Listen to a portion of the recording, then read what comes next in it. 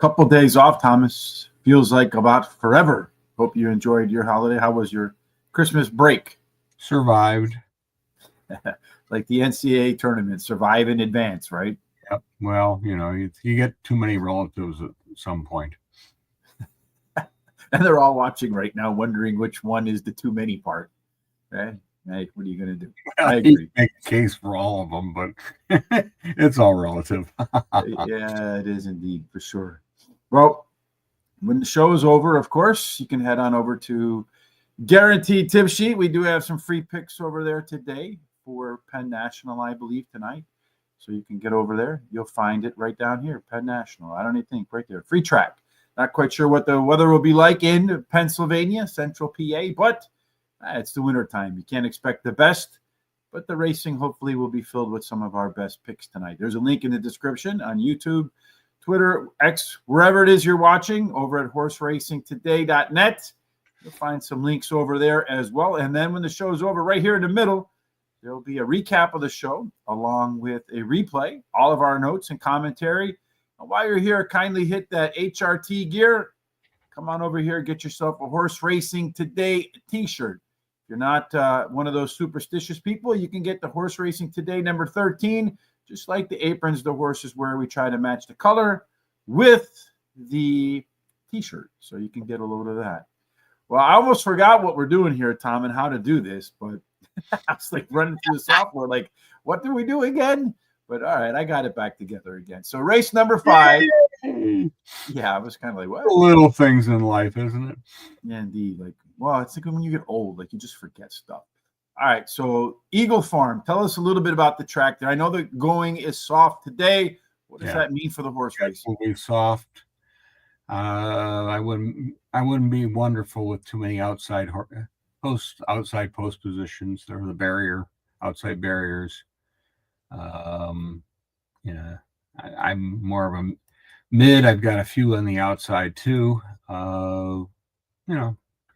It's one of those tracks where it's in Brisbane and it's a decent track. So we'll see what will happen. Yes, Brisbane, Jockey Club or something along those lines. Well, this first one is 1,200 meters. Here's the track here. Let me see if I can figure this out. 1,200 meters. They're going to start here. They're going to come around this turn and make their way home. That quick turn, Thomas, does that have any impact whatsoever on early positioning? Do speed runners have a chance?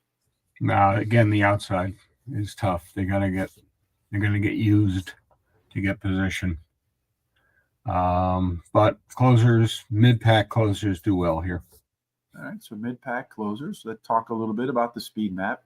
So early on, it does look like there's plenty of juice at the get-go. A couple of horses there you see in green, and all the other ones really not all that far behind. As far as the mid-race, as they come around that corner, boy, just looking at this, most of the horses want to be middle forward. I was talking about mid-pack and closers. Maybe one of these three back here could be the ones that get the job done. And as they come down the stretch and make their way for home, really not a big gap between some of these horses. You got a bunch of them are tightly mixed there. So I'm going to say, based upon that you're going to want to be probably middle forward to have the best chance to win. We'll see if that's how it plays out. Thomas, how do you think the first race will play out, at least for us, race 5? Race number 5, I'm going to go with number 10. Loose Spinel, my top choice. Poor effort last time out, but that was at a benchmark 85 level. And she's been up against better horses in the past.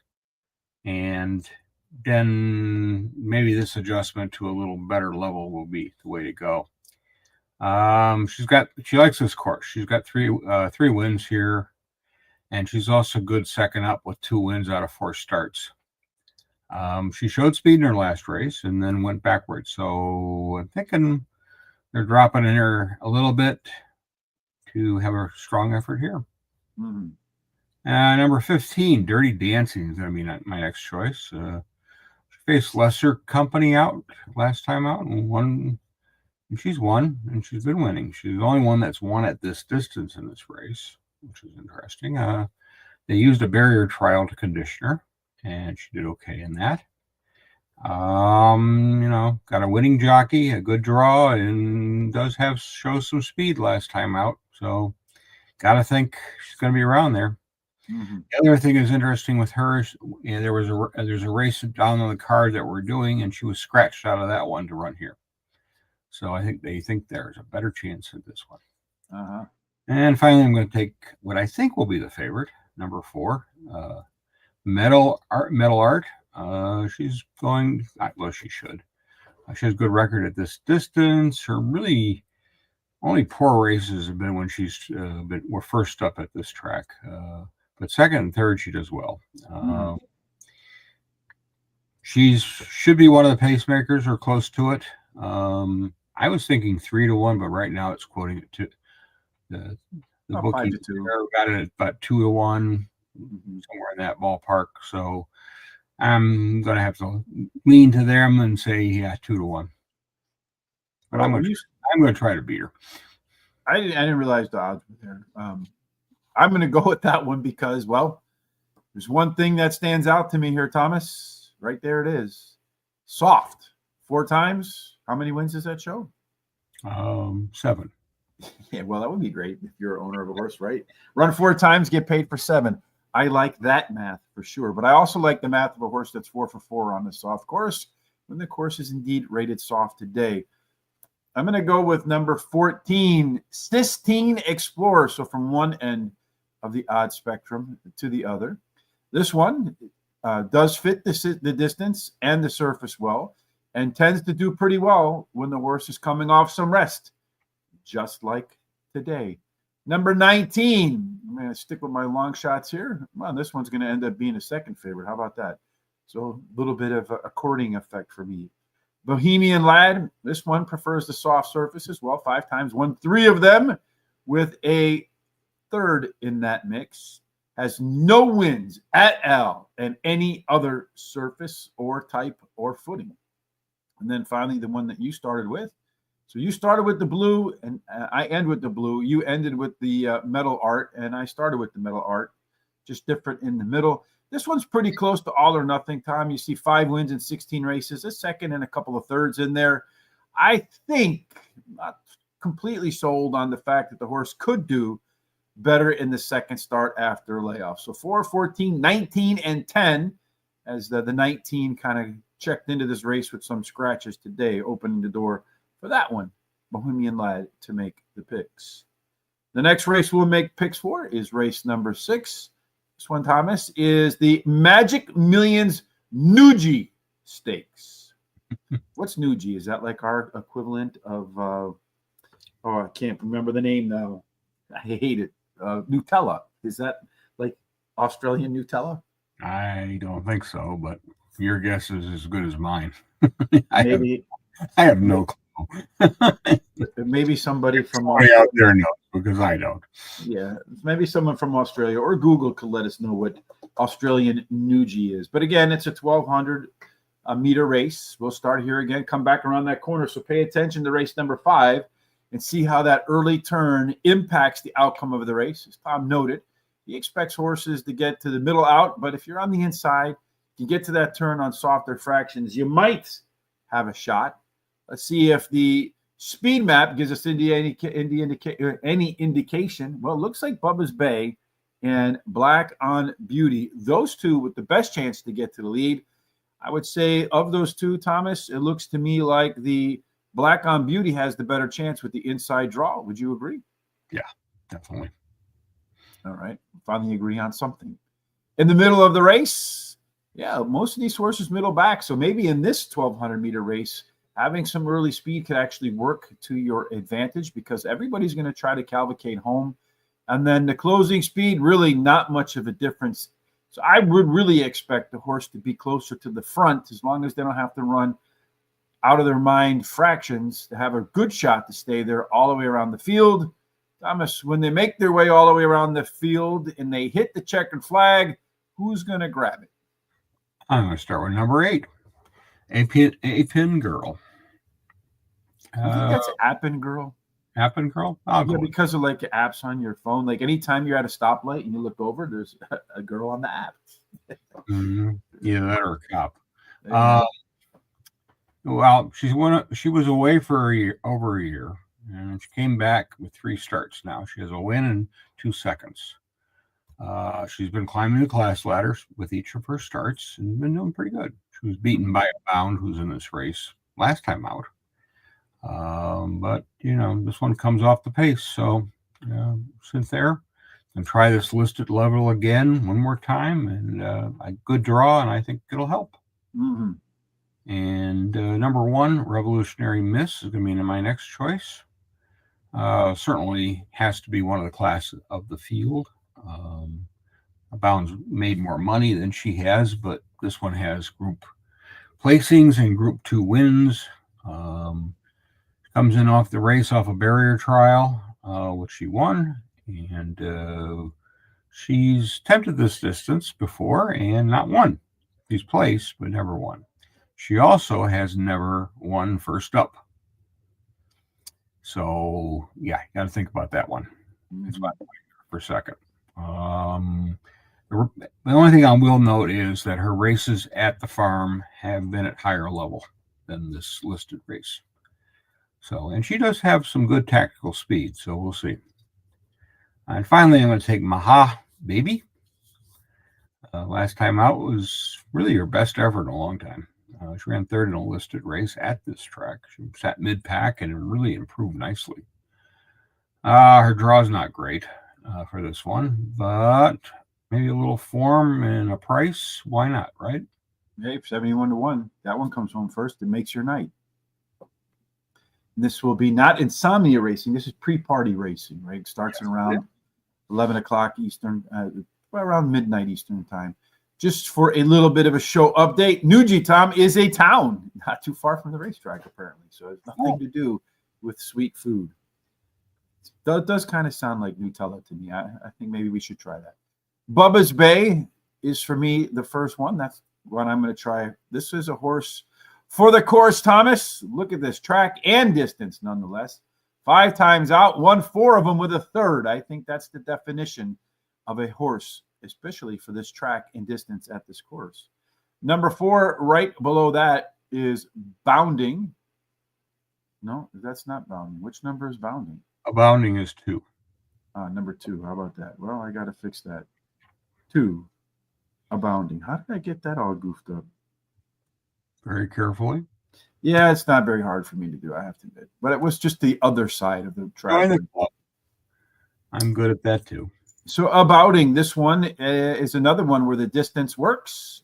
7 times out, 4 of them ending in the winner's circle. 3 of them runner-up position. Does have a win at the track and the distance. And the horse is making its 2nd start after a layoff. And the second one usually looks a lot like the first one. And the first one ended up in the winner's enclosure. Appen Girl, Thomas, the one you like, I also have an Infinity for. This 10-1 horse right now improved by more than a second in the most recent run. And that's almost always, as you call it, Tom, a sign of life. And then finally, you mentioned in the prior start, a horse that scratched out of a race that is now in a race. That's number 10. Black on Beauty was supposed to be in the 5th race. They scratched out of the 5th race to be in the 6th race. I'm going to use that same logic that you did, and that the owners and trainers and connections must feel like the horse has a better chance in this race than it did in the 5th race. And a horse should also be better making its 3rd start after layoff. All or nothing, 2 times a winner out of 4 tries. So 2, 3, 2, not the 4, 8 and 10 for me in race number 6. Off to race 7 we go, as we're going to do races 5, 6, 7, 8, and 9. So this would be the middle race for you and I. This is the Magic Millions Vo Rogue Plate. This time they're going to go 100 meters longer. So they'll go 1,300 meters. So probably right there. A little bit more runway to that turn. So perhaps a better opportunity for horses that don't have a little bit of early speed on the rail, not to get shuffled back and themselves in a good position. I would expect with the extra 100 meters, Tom, a little bit more emphasis on late ability. Well, yeah, it's when you get to these weird little distances like 6.5 furlongs versus 7 or 6. What does it? Sometimes it favors that horse that likes to go, needs that little extra, And with here, you can get a little better position. The jockeys have a better chance to get better position, I think, before they hit that turn. Well, if you're looking for the early speed, Tom, it looks like that 2-horse again, Katagogio. The 2-horse, that should definitely get the advantage over the 14-horse. Racecourse. Yes, I love the names. Thank you for making this difficult. I appreciate it. Yes. No shortage there. Yeah, no, not at all. Again, a field that's dominated by horses that want to be middle forward. I would be looking for horses either up here that can get away with some early speed, or horses that can get a good trip and good positioning maybe in the back half of the field. It's going to be really tight in here. You can get boxed in really easily. At the end of the race, again, we find the horses have some pretty similar late speed, except one of them, Tom, for late legs is appropriately named Hella Fast. It will be the Hella Fastest as they come down the stretch for home. And as they come down the stretch for home, the announcer will be calling the name of which as your Magic Millions Vogue Plate winner. I'm going to start with 6, Hella Fast. Run 2, it's 2 out of 3 in the win column. Got a second last time out. All these races have been at this track, so which is always interesting because most of the time you see these horses get shipped around pretty frequently. He's a settler. He likes to settle behind the leaders and then close on the turn. Appears to like the soft going because he's won on it, and he's definitely in form. We're going to start, and then we're going to pick that one that you have a problem pronouncing. I definitely have a tongue twister here, and that's Racecourse. I don't know. Number 5. How about we just go with that? Yeah, won last 2 starts. One was a maiden race and one was a benchmark 64 race. Obviously going to take a little bit of a jump up, but 2 for 2, that's pretty good. Shown speed in all his starts. Previous one was by 4 lengths. He's going to add distance, going to move up a little bit in class. His barrier is not great, but if that tactical speed and maybe that extra 100 meters, it makes the difference. And again, if you're running well, and that this horse definitely is. Yes, indeed. Number 13, Break Free is going to be my final choice. 2 runs, 2 wins, and one was a maiden race and one was in a benchmark 58 level. She's basically sat third in those races and then one going away. Yeah, that's pretty good. I mean, she's got something in the tank. And, obviously unbeaten, class rise, times are pretty decent. Yeah, gotta watch out for those kind. Yes, I think I heard an Australian track announcer once say, you don't know how good a horse is until it loses, right? And do you remember the name of that horse? Turned out to be a pretty good one, too. You and I both bet on it. I can't remember the names. Giga Kick. There you go. So race number 7. Boy, I'm really messing everything up here. I don't know how I got these numbers all screwed up. Let's see. I don't know what the hell I have. The Magic Million numbers. This is race number 7, right? I hope so. That's the horse I picked. Well, I guess I screwed this up. I have number 5 as my top pick, too, in here. I didn't want to pronounce the name. I just must have spelled it wrong or something. Who the hell knows what I'm doing? But Raikkonen. Number 5, Raikkonen. I have no idea how to pronounce that name. But as you mentioned, Tom, as we've seen, this horse has not had a bad race in 3 starts. And I also got a crack at the soft track. Won there. So some track versatility. I also think it's important to note that these are a bunch of 3-year-olds. This is probably the most open race on the card where just about anybody can win, I think. Number 13, Break Free. Hopefully I got that one right. I don't know how I screwed so much up there. No, Break Free.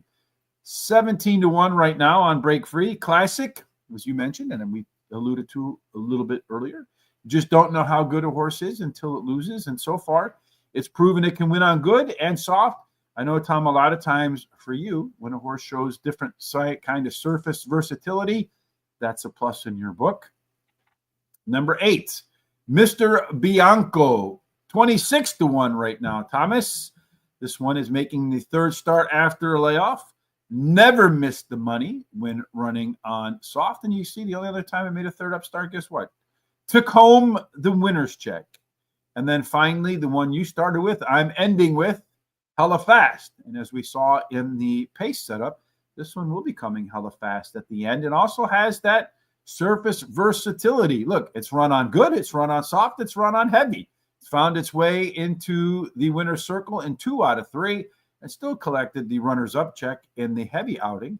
So, hey, there's another with some race versatility. So I think, Thomas, I have the 5 to 13, 8, and 6 because I can't spell even when I'm copying something directly from the past performances. That'll teach you. Yeah, I don't know. I guess I thought I was all happy that I wasn't completely out of form after taking a couple of days off, but so much for that. Race 8, this one is the Magic Millions buffering stake. Speaking of Magic Millions, Tom, you going to go out and buy yourself $1 billion ticket tonight? No, probably should. Yeah, I would think so. So all of you out there, hey, if anybody wins $1 billion, there's no reason why you can't come over to horseracingtoday.net and get a T-shirt afterwards by clicking on HRT gear. That's the least you can do, I would think. All right, maybe they do. Yeah, or maybe you can invest in the show. We would appreciate that too. 1,400 meters. They're going to add another half a meter. I got to press the right button there, Tom. So we're going to go back to here. They got a lot more runway now to get to that. So I think you should be able to get yourself well positioned heading into that turn. So if you want to be forward, you'll be forward. If you want to be in the middle, you should be in the middle. If you want to be in the back, you should be in the back. So based upon the speed maps, it does look like you have a few that'll chase out to the front. On the rail with Tamerlane, Rothfire, and Zoology. Those will be your quickest early on as they get themselves steadied for the turn. Again, another race where everybody's going to be middle forward, Tom. Could give those with a little bit of late legs the edge over the rest of the field.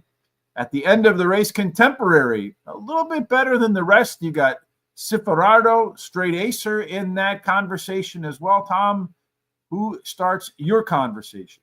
I start with number 2, Ciferado. That's the second time in a row. After some time away from the races, returned. He's run 3 times. He's got a win and a second, 2 win and one and ran second in the other 2 races.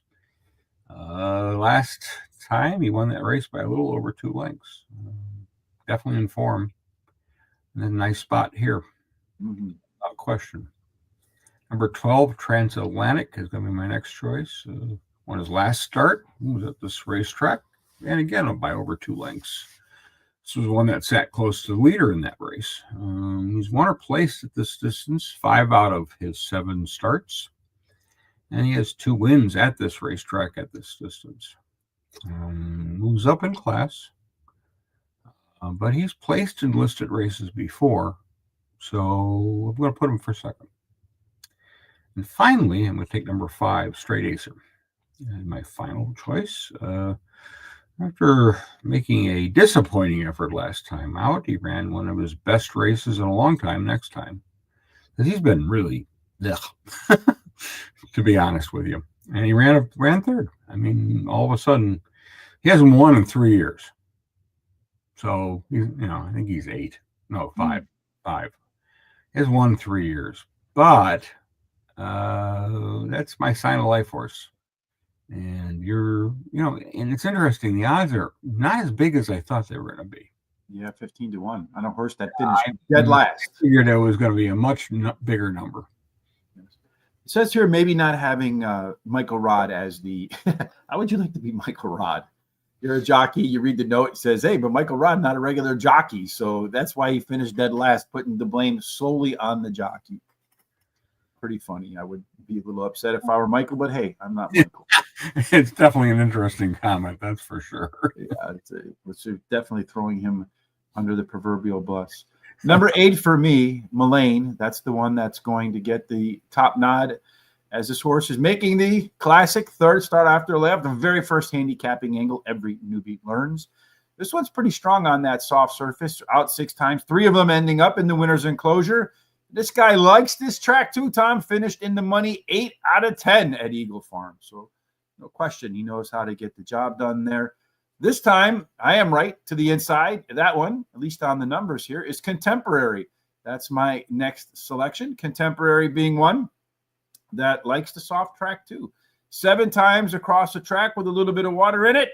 And he's got 2 wins, 2 seconds, and 2/3. So my math says 6 out of 7. I'll take that. Also, the horse won the last time. He made a third start after the layoff, but it's the first time making his, if you see here, look at that third up record, 5-3-0-1. The first time the horse has taken a lick at the Eagle Farm track. Number 4, Rothfire, the 4 horse, 4-1. So a little bit of a cryptic code, as our friend Private Ross might say. This race seems to me to be the third up theme because this one's making a third start after layoff too, but it was 2 seconds faster last time out, and I like that, and has performed well at the track and on the soft, so I like that too. And then finally, Transatlantic, a name that we both mentioned in our selections, number 12. That one gets the final call for me. This $6.50 to $1 horse, Thomas, faster by more than a second in its last race. And I think you made some notation that the horse was showing some signs of life last time too. So 8, 7, 4, and 12. I finally got the right numbers for my picks. Only took 4 races. Before we move on to the last race of today, which will be race number 9 on the Eagle Farm card, which will start at approximately 2:08 a.m. Eastern. If you like what you saw or you don't like what you see, hit the subscribe button. Follow us on Twitter. If you haven't already, or X, please retweet. Give us a thumbs up on YouTube. And give us some comments in the comment section. Let us know what you think. Any suggestions, any picks that you like around the planet. Fill us in on your thoughts. We greatly appreciate it. The final race of the day for you and me, Tom. We need help at times too. Yeah, I think more than at times. Probably most of the time. And the kind of help we need usually requires a couch. All right. In the psychological sense. Race number 10, Tom. This one is the Magic Millions Shootout. 2,100 meters this time around. So a little bit more than one turn around the track. And man, that first turn to the right comes really fast. So I have to really suspect that you either got to really shoot from the outside to hit that turn or settle in and let the inside guys take the lead. What do you expect to happen? The outside ones, unless it's a speed horse, they're gonna pull it right back and try to get the trip with cover. The inside ones, you'll see some speed out, and when you put that speed map up, I think that's what you're going to see. Yes. So if we look at the speed map, we're going to find the early pace right there. The 2 horse, Zoom On. That one has a pretty aggressive early speed advantage over the rest. Red Top being to its inside, really the only one that stands in its way from getting the lead. I would fully expect that the 2 horse in here, Zoom On, is the one, it's actually the 1 horse, but finds its way to the front and maybe pretty easily as they settle in. Most of the horses middle back. So that horse up front, that really could have a pretty good early pace advantage. That might actually give that one a great shot, Tom, to steal this race if it can kind of saunter its way to easy fractions. Really, it's just got to hold it together till the end.